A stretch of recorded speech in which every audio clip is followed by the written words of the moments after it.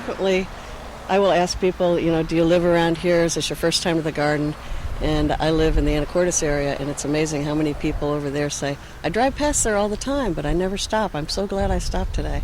So they're amazed at how beautiful it is, and it makes me proud of the amount of work that we have done over the years. I'm very proud to be a part of it. I tell people, come one of two times. Come in the evening when nobody's here and enjoy the peace and quiet and the beauty and the hummingbirds and the other birds, all the wildlife that comes in here to enjoy the garden. Or come on Tuesday morning when we're all here in the work party and get your questions answered and see how we do all this. It's a beautiful garden. No, you walk the garden every day after that work, and this garden is so gorgeous that anybody who has missed it has missed something perfect. That you're creating something that someone who really needs somewhere to come and just sit and think and do that is open all the time. You get people here early in the morning with a cup of coffee wandering through before they go to work. You get families out here in the late afternoon into the evening with a picnic lunch out here. It's used by the community. I've had people here from Florida, from Bangladesh. We've had people here from India. We've had people from China. It's wonderful. And some of those speak a little bit of English. They seem to all understand the language of flowers. Well, when they come through, they're always surprised about how big the garden is and that it's always cared for by volunteers. That really impresses them. And so they all have areas that they like.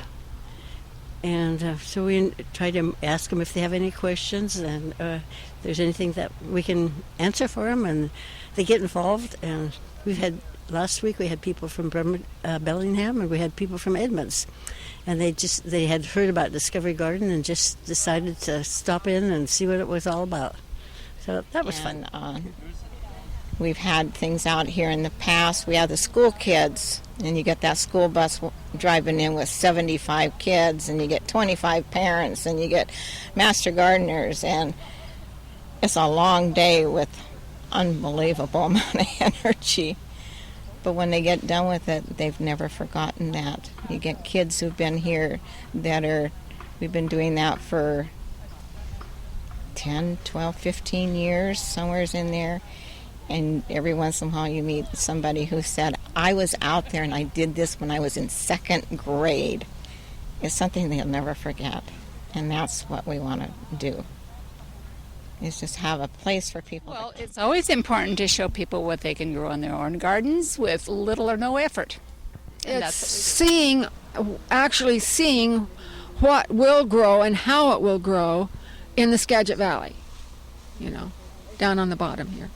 Yeah, that was our purpose, was to, show people what they could grow and the different things they could grow. I think that it's the selection of plants that we have. We have such a nice selection, and seeing them, like this year, they're just so voluptuous, all of them, and they just look so pretty, and so just to come in the spring and then see what it turns out to be is really exciting. It's been a learning experience. We didn't know what would work or what would not work, how fast things would grow, all those kind of things. Just like any gardener, we learned a lot by doing it ourselves, as well as showing people what would do well in the valley and a variety of things. Practically everything grows here, so this garden demonstrates that. Well, just come out and enjoy them. Don't abuse them, but enjoy them. Yeah. Keep your dogs on leash and your kids on leash.